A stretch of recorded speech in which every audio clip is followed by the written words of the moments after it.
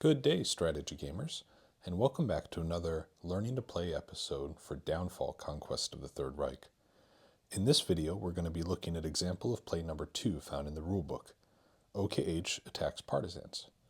Partisans play a very interesting part in this game, so it's important to understand exactly how you can interact with them on the map in terms of combat. This example should highlight some of those features. It's turn 5, and we know that the weather is fair. So with fair weather, just as a reminder, German armor units get a +2 strength modifier when attacking.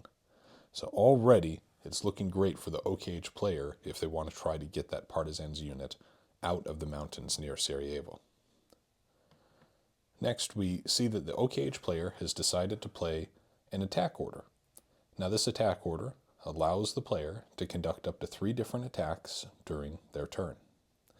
The symbols on the bottom indicate which units can be the primary attacker to begin that. You can have units flanking that are not listed here, but the primary attacker must be one of those listed. This is a pretty comprehensive order where any armor, infantry, or Festung-based units are able to attack. When we look at combat sequences, one of the first things we have to do is determine if the attacking player is going to choose any headquarters cards or combat cards to play. The OKH player looking at the situation thinks they probably have a grasp of what they need to do and have enough strength on the board, so they're going to reserve playing any cards. The Soviet faction, however, because they do not have a defending unit other than a partisan, they are not able to play combat cards or headquarter cards. So again, just if you have only a lone partisan that's defending, you don't get the option to play any cards there. Let's take a look next at the combat strength for the attacker. Now for the OKH faction, we see that they have a strength of 3 coming from their primary attacking unit, the 1st Panzer, and we're going to have the flanking unit from the Bulgarians come into this too, but the 1st Panzer has 3 pips at the top orientation of their counter, which means we get 3 strength for that. Next, we know that we also get a +2 modifier to strength because we have German armor attacking in fair weather. And that comes back from the weather card and seeing what that status was. We also have a flanking attacker coming here with this Bulgarian unit. So this is a +1 to the combat strength. However, we have a -1 modifier to our strength if we have more conscription badges than the defender. So we have to actually remove this strength that we got from the flanking unit. It seems like that makes it not worth identifying that you have a flanking unit, but we'll come back at the end of the combat to talk about why that's important. We also see that we have more elite badges, represented by this star, than the defenders, so that is a +1 strength for the elite status of our units. We also have at least 1 German combat unit, which gives us a final combat strength. When we total these blocks up, we see that we have a total combat value of 7, and next we will want to calculate the combat strength for the defender. Let's just put a little marker here so we remember that the attacker has a combat strength of 7. For the Soviets, the first thing that we look at is what is the strength of their defending unit. And you can see this little pip sitting on the top of their marker. So we're going to represent that with a marker here for 1 strength.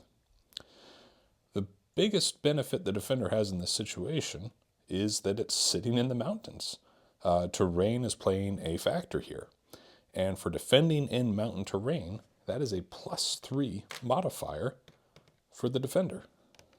So when we add those 3 combat strengths for defending in the mountain, we get a final total for the defending unit of 4. So our attacking unit has a combat strength of 7. Our defending unit has a combat strength of 4. The difference between those values indicates where on the combat resolution table we will look for the combat results.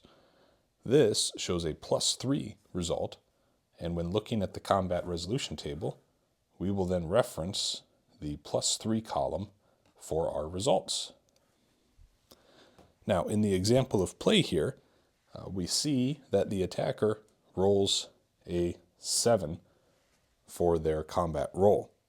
We do not have any dice roll modifiers. There is no air superiority that's being applied in the area, so neither side gets a bonus for that.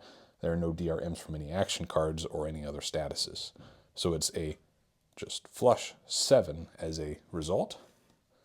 And when we look at a 7 die roll on the +3 combat resolution table, we see a 1/2. The first number representing any losses that the attacker must take. The second number representing any losses the defender must take. The attacker, OKH, must take their first loss from their primary attacker, and to do so, we're actually going to have to flip this armor unit over to its mechanized infantry side. That represents the combat loss needed to resolve this action. For the defender, we see they have a result of 2. Now, in the defender's case, they can retreat 1 hex, but that only counts for one of those 2 values.